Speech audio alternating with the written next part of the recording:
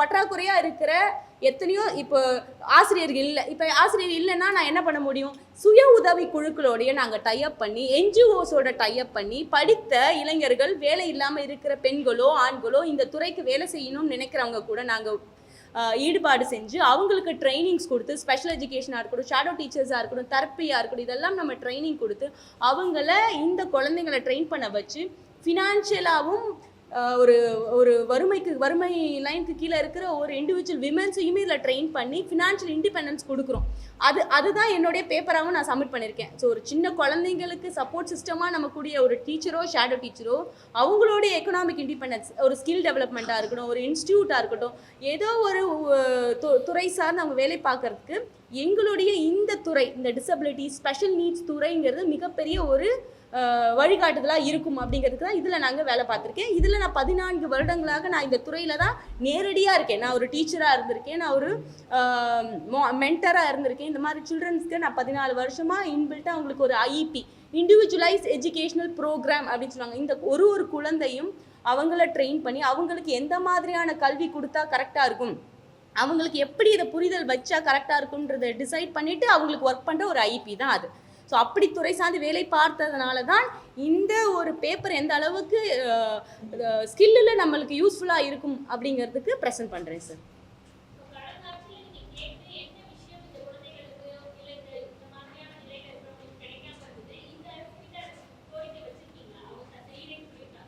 கண்டிப்பாக ma'am. Madhumathi ma'am கிட்ட முன்றையும் நாங்கள் பேசியிருக்கிறோம், இப்பொழுதும் நாங்கள் பேசியிருக்கோம்.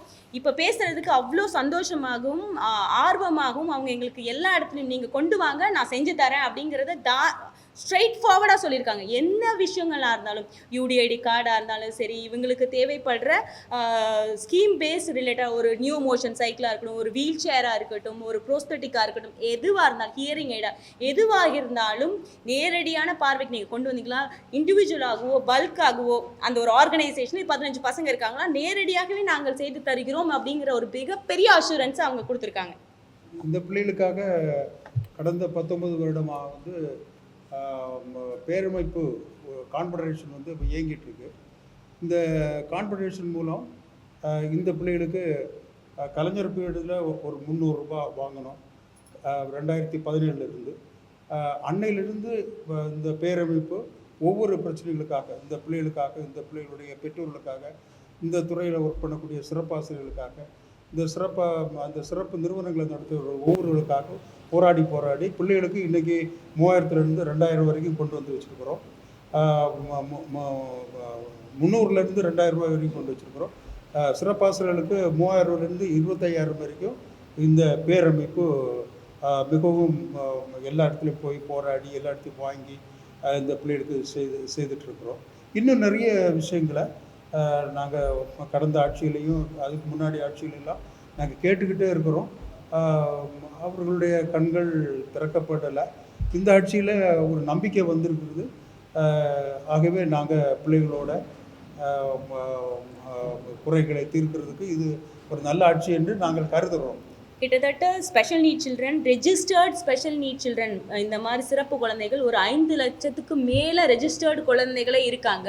அன்ரெஜிஸ்டர்டாக கிராமப்புறங்களில் பார்த்தீங்கன்னா இன்னும் எத்தனையோ பெற்றோர்கள் தங்களுடைய குழந்தைகள், இதெல்லாம் யூடிஐடி கார்டு இருக்கிற குழந்தையோட ரிப்போர்ட், இந்த மாதிரி கிராமப்புறத்தில் இந்த மாதிரி குழந்தைகளை ரெஜிஸ்டரே பண்ணாமல் எத்தனையோ லட்சம் குழந்தைகள் வீட்டில் இருக்கிறாங்க. இவங்களை வீட்டிலேருந்து வெளியில் கொண்டு வரணும் அப்படின்னா இவங்களுக்கு ஒரு ஈகோ சிஸ்டம் ரெடி பண்ணணும். அதுதான் இந்த பேப்பர் ப்ரெசென்ட் பண்ணுறதுக்கான முக்கியமான புள்ளியாக இருந்தது கான்ஃபெடரேஷன்ன்றது. இந்த மாதிரி டிசபிலிட்டியோட ஆர்கனைசேஷன் எல்லாம் சேர்ந்து செய்யப்பட்டுள்ள ஒரு பேரமைப்பு. அவங்களும் வீரம்மாள் அறக்கட்டளையும் நாங்களும் இத்தனை நாளாக இந்த பிள்ளைகளோடு இயங்கி செயல்பட்டு இதில் என்ன பண்ணால் நல்லா இருக்கும் அப்படிங்கிற ஒருங்கிணைந்து இந்த உலக மாநாட்டில் தான் ப்ரெசென்ட் பண்ண போகிறேன். அதை ரெப்ரசன்ட் பண்ணி தான் நம்ம போகிறோம்.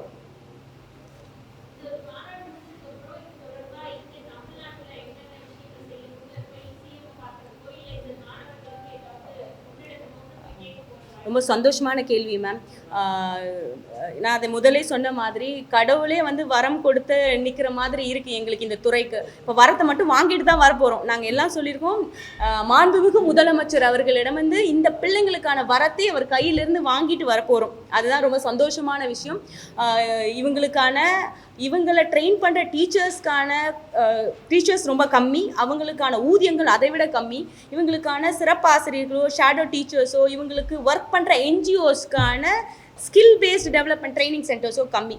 எங்களுடைய எங்களுடைய அன்பு முதல்வர்கிட்ட நாங்கள் வைக்கிற ஒரு மிகப்பெரிய ஒரு கோரிக்கை என்னவென்றால், எங்களுக்கு இந்த யூடிஐடி கார்டு எவ்வளோ ஈஸியாக கவர்மெண்ட் ஹாஸ்பிட்டல்ஸில் பண்ணாங்களோ அதே மாதிரி மாவட்டம் தோறும் ஒரு எல்லா தெரப்பி சென்டர், இப்போ நம்ம ஆல்ரெடி விழுதுகள் அப்படிங்கிற மாதிரியான சென்டர்ஸ் இருக்குது, ஒரு சில டிஸ்ட்ரிக்ஸில் தான் இருக்குது. நீங்கள் மொத்தமாக தமிழ்நாட்டிலே பார்த்தீங்கன்னா ஒரு 90 சென்டர்ஸ் தான் மொத்தமாக இந்த குழந்தைங்களுக்கு வேலை. ஆனால் 5 லட்சத்துக்கும் மேலே குழந்தைகள் இருக்காங்க, டிஃப்ரெண்ட் மாவட்டங்களில் இருக்காங்க.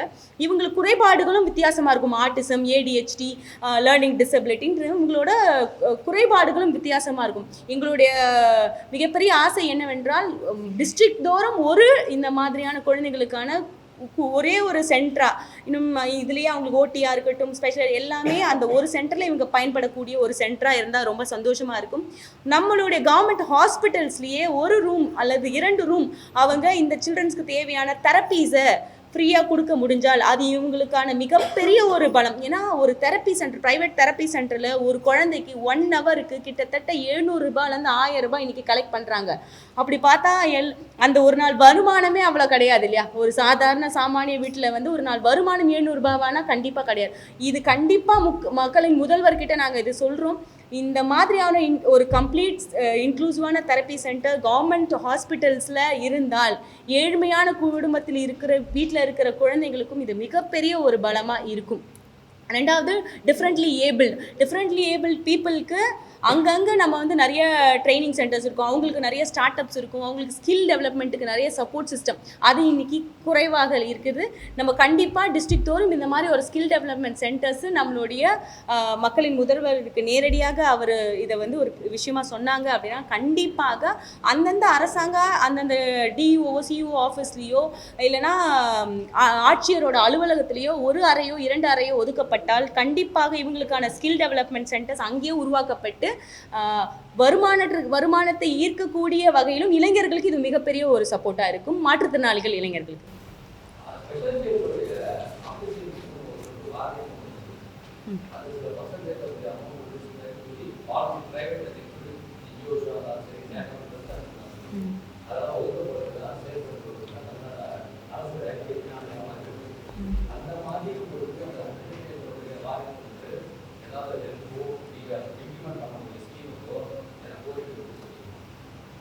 சார்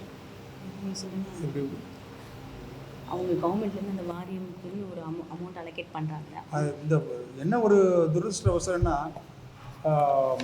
21 வகையான அந்த ஊனமுற்றோர்களில் இந்த வாரியத்தில் இந்த மன வளர்ச்சி குறைபாடுள்ள பிள்ளைகளுடைய சார்பாக யாருமே கிடையாது.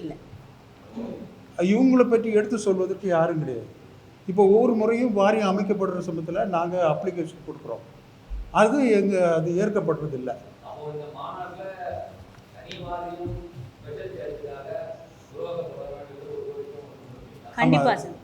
தனி வாரியம் கோரிக்கையாக வைப்பதை விட அந்த வாரியத்தில் எங்களுடைய ரெப்ரசன்டேட்டிவ்ஸ் அங்கே இருக்கணும். ஏன்னா இவங்களால போய், அதாவது சாதாரண ஒரு வாய் பேசாதவங்க தன்னுடைய தேவைக்காக சைகையில் கேட்டுப்பாங்க, கண்ணு தெரியாதவங்க வாய் பேசி கேட்டுவாங்க. இந்த பிள்ளைகள் தன்னுடைய தேவைக்காக அவங்க வாய் பேசவும் முடியாது, போய் கேட்கவும் முடியாது.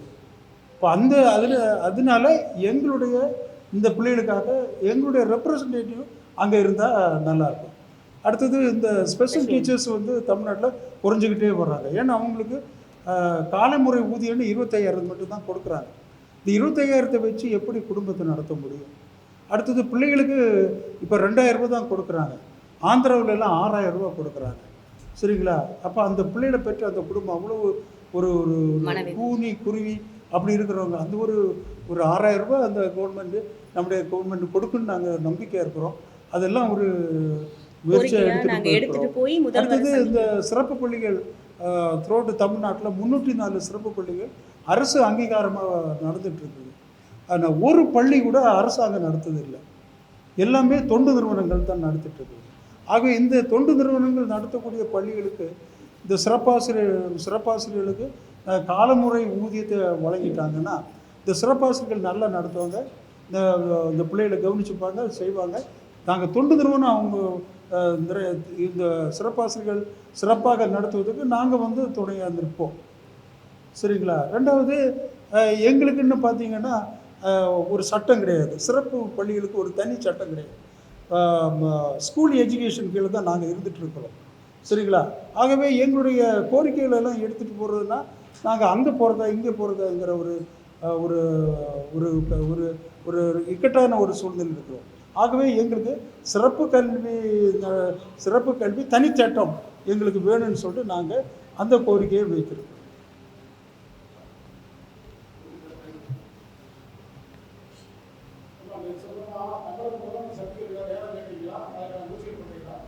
இந்த ஒரு மேடையில் தான் சார் நாங்கள் இதை ஒரு பெரிய ஒரு வேண்டுகோளாக, இந்த பிள்ளைகளோட வேண்டுகோளாக நாங்கள் வைக்கிறோம். நம்முடைய மக்களின் முதல்வரை சந்தித்து இந்த இந்த உலக மாநாடுக்கு செல்வதற்கு முன் அவருடைய வாழ்த்துக்களையும் அன்பையும் பெற வேண்டும். இந்த வாழ்த்துக்கள் அன்பு எதற்காக அப்படின்னா, மேலும் அடுத்த கட்டமாக இந்த குழந்தைகளுக்கான சார் சொன்ன மாதிரி தனிச்சட்டம், ஸ்பெஷல் ஸ்கூல்ஸ்க்கான தனி சட்டம் மற்றும் இந்த குழந்தைகளுக்கான இன்டகிரேட்டட் ஒருங்கிணைந்த சேவை, ஒருங்கிணைந்த டெக்னிக்கல் மையங்கள், தெரப்பி எல்லாமே சேர்ந்து ஒருங்கிணைந்த மையங்கள் அந்தந்த டிஸ்ட்ரிக்ட் வைஸ் அப்படிங்கிறது தான் எங்களுடைய மிகப்பெரிய ஒரு வேண்டுதல். கண்டிப்பாக மக்களின் சார்பாக எங்கள் பிள்ளைகளின் சார்பாக இந்த கோரிக்கையை வைக்கிறோம். முதல்வரை நாங்கள் சந்தித்து இந்த விஷயத்தை அவர்கிட்ட கொண்டு போகணும் அப்படிங்கிறது எங்களுடைய ஆசை. கண்டிப்பாக உங்கள் மூலியமாக, இந்த மீடியா மூலியமாக இது அவரிடம் போய் சேரும் அப்படிங்கிற ஒரு மிகப்பெரிய ஒரு நம்பிக்கை. இந்த பேரமைப்பு என்ன பண்ணுன்னா, ஸ்பெஷல் ஒலிம்பிக் அது நலிவடைந்த நிலையில் இருந்தது. அந்த நலிவடைந்த நிலையிலிருந்து ஸ்பெஷல் ஒலிம்பிக் பல பேருடைய முயற்சினால், இந்த கான்ஃபெடரேஷனுடைய முயற்சினால் கோர்ட்டுக்கு போய் நாங்கள் அந்த ஸ்பெஷல் ஒலிம்பிக்கை மீட்டு அதை தமிழ்நாட்டில் இருக்கக்கூடிய அனைத்து நம்முடைய ஸ்பெஷல் ஸ்கூல்ஸ் எல்லாம் சந்தித்து அங்கே ஒவ்வொரு டிஸ்ட்ரிக்டும் கமிட்டி ஏற்பாடு பண்ணி அந்த கமிட்டியிலிருந்து தேர்வு பண்ணப்பட்டவர்களில் இவர் தமிழ்நாட்டுக்கு பொருளாளராக இருக்கிறார். சரிங்களா?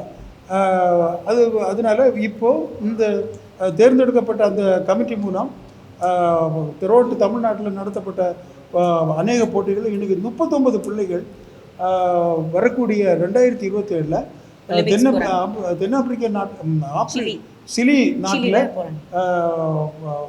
இந்த வேர்ல்டு சம்மர் கேம்ஸுக்கு தமிழ்நாட்டை சேர்ந்த 39 ஸ்பெஷல் நீட் சில்ட்ரன் சிறப்பு குழந்தைகள் சிலியில் நடக்க போகிற ஒலிம்பிக்ஸ்க்கு பார்ட்டிசிபேட் பண்ண போகிறாங்க. இந்த 39 குழந்தைகளையும் கண்டிப்பாக முதல்வரிடம் காட்டி அவரோட வாழ்த்துக்களோடு அவங்கள நாங்கள் ஒலிம்பிக்ஸ்க்கு கண்டிப்பாக அனுப்பி வைப்போம். மெடலோடு கண்டிப்பாக வருவோம். அப்பையும் மறுபடியும் நாங்கள் முதல்வரை பார்ப்போம் வெற்றி கோப்பைகளோடு.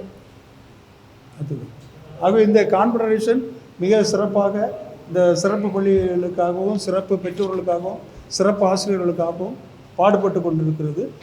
முதல்வர் அவர்கள் இந்த கான்ஃபெடரேஷன் நிர்வாகிகளை அழைத்து எங்களுடைய கோரிக்கைகளை அவர்கள் கேட்டு பெற்றார்கள் என்றால் லட்சோபமான இந்த சிறப்பு குழந்தைகளுக்கும் சிறப்பு பெற்றோர்களுக்கும் சிறப்பு நிறுவனங்களுக்கும் ஒரு விடிவு காலம் நம்முடைய சிஎம் மூலம் கிடைக்கும் என்பது எங்களுடைய கோரிக்கையும் விண்ணப்பமாக இருக்கும். உங்கள் மூலியமாக இந்த பிள்ளைகளுக்கு ஒரு நல்ல வாழ்க்கை, நல்ல எதிர்காலம் அமைய வேண்டும் அப்படிங்கிறது கேட்டுக்கிட்டு கண்டிப்பாக மக்களின் முதல்வரை இந்த பிள்ளைகளோடு சந்திக்க ஒரு வாய்ப்பு கேட்கிறோம். ஒரு தடவை இந்த வாய்ப்பை கொடுங்கள். கண்டிப்பாக நீங்கள் பெருமைப்படக்கூடிய ஒரு இடத்தில் இந்த பிள்ளைகள் கண்டிப்பாக தமிழ்நாட்டை கொண்டு போய் சேர்ப்பார்கள். விளையாட்டில் இருக்கட்டும், ஸ்பெஷல் எஜுகேஷனில் இருக்கட்டும்.